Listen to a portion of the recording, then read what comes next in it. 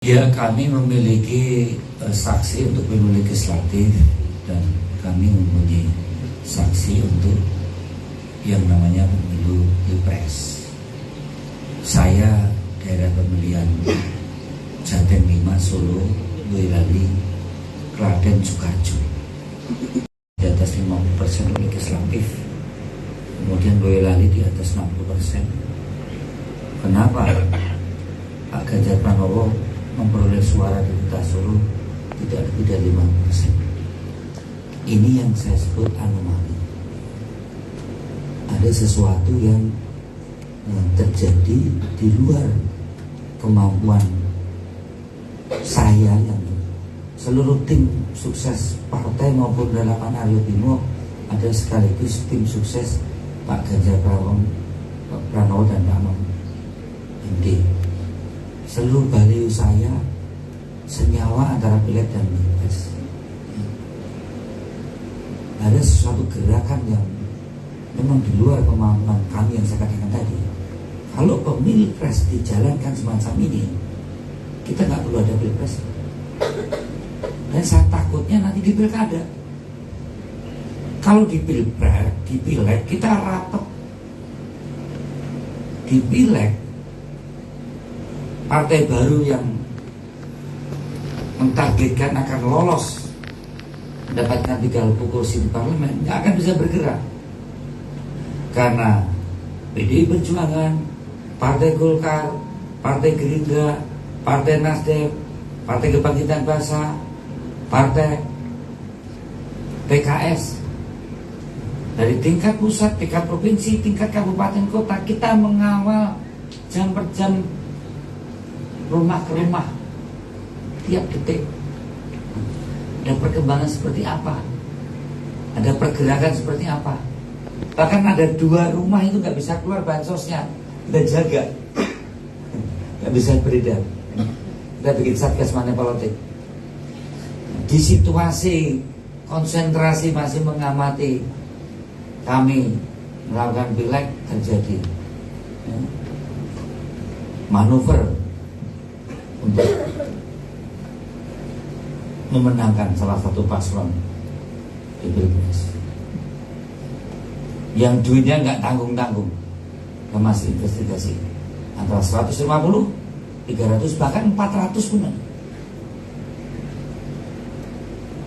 Ini yang betul-betul membuat sesuatu yang saya katakan tadi. Kalau semacam ini dilakukan, udah nggak ada pilkada,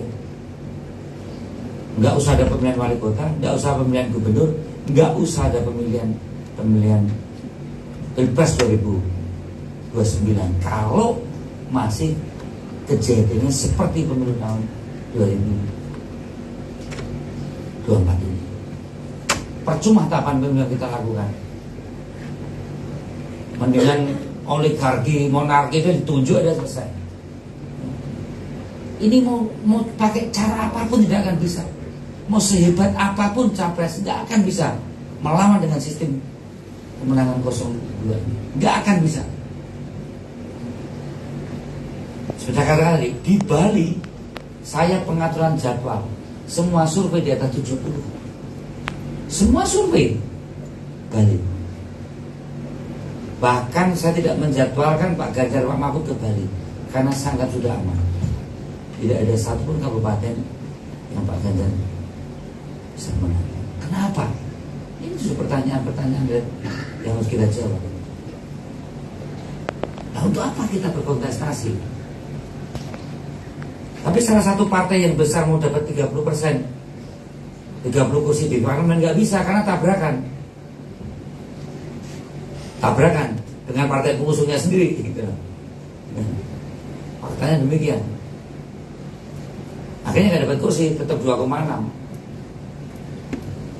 Karena berhadapan dengan partai pengusung sendiri dengan 02. Rapat. Hal yang sama di pilpres. Saya kira itu kenapa terjadi anomali. Jadi ada kecurangan pada saat intimidasi di bilik suara, ada kecurangan pada saat manipulasi rekap suara, apalagi pada saat diupload ke sistem komputasinya, ada kecurangan pada saat sebelum hari H atau pas hari H minus jam. Dan itu sangat terstruktur, sangat sistematis, dan sangat masif. Apakah ini bisa dibuktikan? Inilah sesuatu yang membuat kami itu kalau orang Jawa itu kami tenggengen itu. Kok iso yo? Kok iso yo? Semua bisanya kok bisa ya? Termasuk kami yang di Solo. Kok bisa ya? Kok bisa? Semua bisanya menjawab kok bisa ya kan? Tapi lanjutkan aja terus. Kalau masih akan ada pilpres, lanjut aja terus kayak gini. Kalau pilkada pada mau nyalonkan, siapa mau nyalonkan? Syaratnya kelihatan kalau mau menang. Mekanismenya saya sudah tahu. Aryo Bimo nyalonkan wali kota Solo, ada syaratnya. Sistemnya kayak apa? Ada. Ini yang saya kira masih dalam investigasi kami. Kami hanya ingin jangan sampai semacam ini akan muncul kembali. Ini sebagai satu schooling politik. Dalam konteks kita berdemokrasi, dalam konteks kita sebagai peserta pemilu akan melakukan langkah-langkah hukum. Terima kasih. Terima kasih. Tribun X menghadirkan lokal menjadi Indonesia.